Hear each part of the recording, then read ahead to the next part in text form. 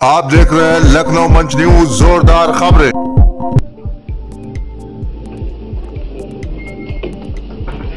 माननीय मुख्यमंत्री जी, मित्रों, मैं आज की इस महत्वपूर्ण पीसी में आप सबका हृदय से अभिनंदन करता हूं।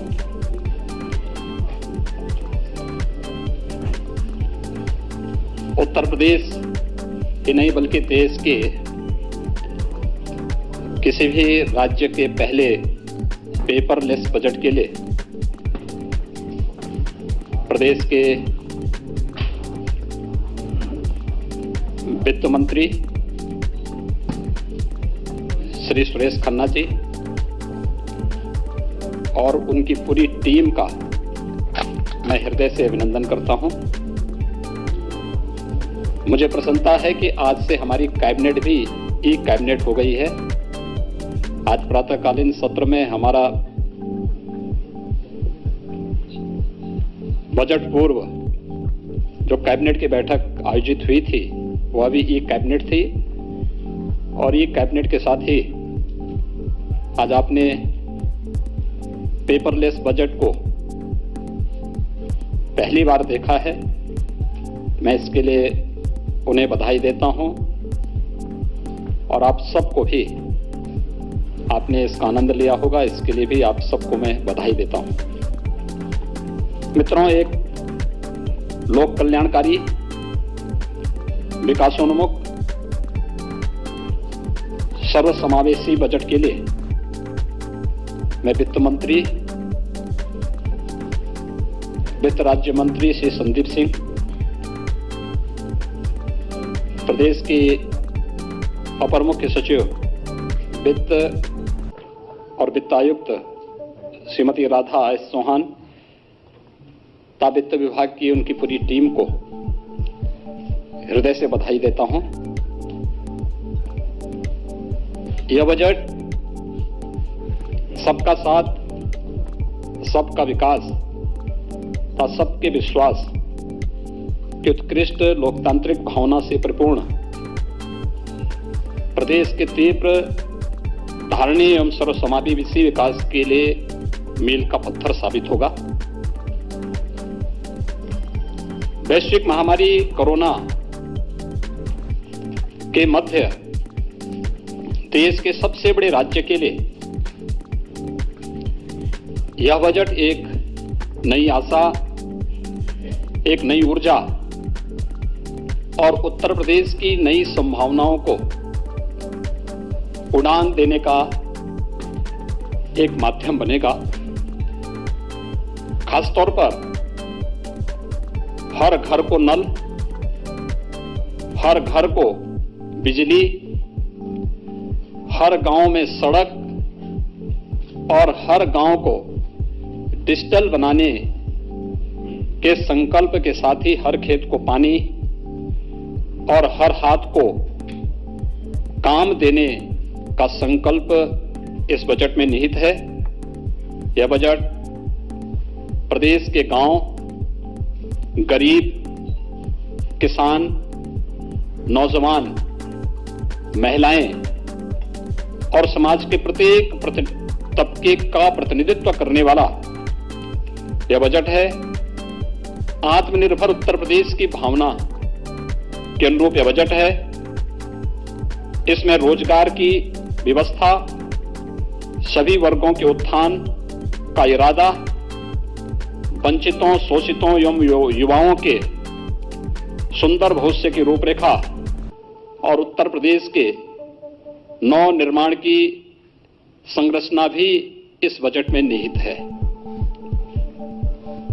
मैं इस शानदार बजट के लिए वित्त मंत्री जी को और अपर मुख्य सचिव वित्त और वित्तायुक्त जी को हृदय से बधाई देता हूं।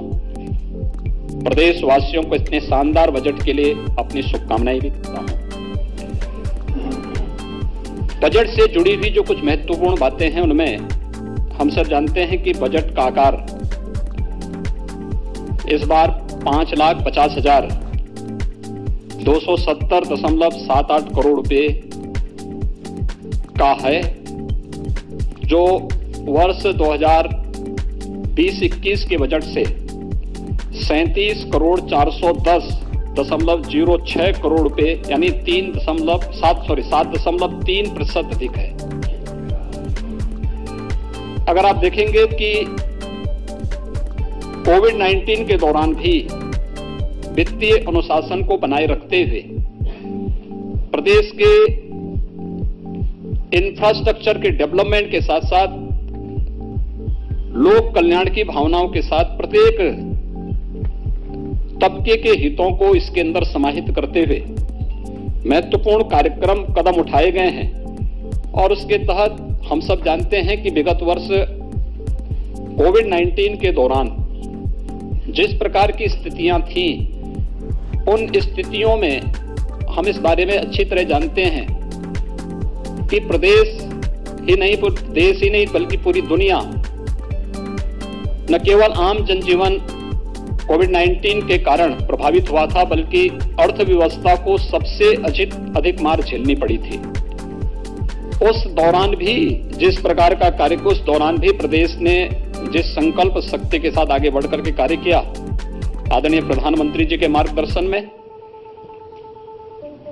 हम जानते हैं कि हमारे राजस्व की प्राप्तियों में जो हमारे लक्ष्य थे, उस लक्ष्य के अनुरूप उन प्राप्तियों को प्राप्त करने में हमें कुछ कठिनाई हुई। उस सब के बावजूद FRBM की जो सीमा भारत सरकार ने और रिजर्व बैंक ने रखी है 4.5% का, हम उसको 4.17% तक ही हम लोगों ने सीमित करके रखा और उसके अंदर ही अपने इस बजट को प्रदेश के लिए सर्वांगीण विकास को ध्यान में रख करके हम लोगों ने आज का ये बजट प्रस्तुत किया है। बजट में मुख्य रूप से जिन चीजों की तरफ आप देखेंगे कि बजट की अपनी एक थीम होती है। उत्तर प्रदेश का यह बजट हम लोगों ने जब 2017-18 में अपना बजट प्रस्तुत किया था, तब हम लोगों ने वह बजट प्रदेश के अन्नदाता किसानों को समर्पित किया था। 2019-20 का 18-19 का हमारा बजट प्रदेश के औद्योगिक विकास को समर्पित था।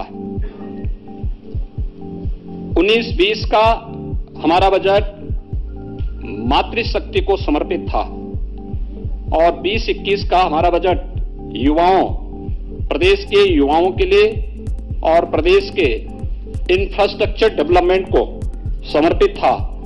तो इस बार का यह बजट जिस पर फोकस किया गया है, यहां पर हम लोगों ने प्रदेश के समग्र और समावेशी विकास और प्रदेश के विभिन्न वर्गों के स्वावलंबन के माध्यम से सशक्तिकरण को आधार बनाकर के इस बजट को प्रस्तुत किया गया है। प्रदेश में ईज ऑफ लिविंग को और आसान करने के लिए हर घर को जल, हर घर को बिजली, हर गांव को सड़क और हर गांव को डिजिटल बनाने की प्रक्रिया के साथ प्रदेश में समग्र विकास की एक रूपरेखा इस बजट के माध्यम से प्रारंभ की गई है। खासतौर पर जब हम कृषि क्षेत्र की ही बात करते हैं, मुख्यमंत्री कृषक दुर्घटना कल्याण योजना को विस्तार दिया गया है। इसमें अब तक किसान आच्छादित था, अब किसान के साथ साथ किसान के परिवार का कमाऊ सदस्य, बटाईदार और अन्य लोगों को भी शामिल करते हुए अगर दुर्घटना से किसी ऐसे व्यक्ति की मौत होती है तो 5 लाख रुपए की सहायता इस बीमा योजना के माध्यम से उस किसान परिवार को या उस बटाईदार को या किसान परिवार के सदस्य की दुखद मृत्यु पर स्वतः ही इस योजना से प्राप्त होगी। बजट में इस बात की व्यवस्था की गई है।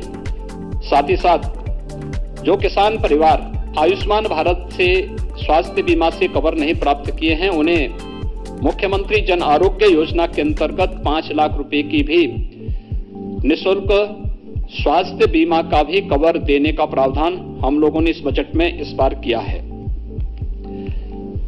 मित्रों, महिलाओं की दृष्टि से एक कुछ नई योजनाएं प्रारंभ की गई हैं। आप सब जानते हैं मुख्यमंत्री कन्या सुमंगला योजना को व्यापक आयाम मिला है। इससे पहले मुख्यमंत्री सामूहिक विवाह की योजना बड़ी लोकप्रिय हुई है, जिसमें 1.25 लाख से अधिक बालिकाओं की शादी विवाह के कार्यक्रम इस योजना के माध्यम से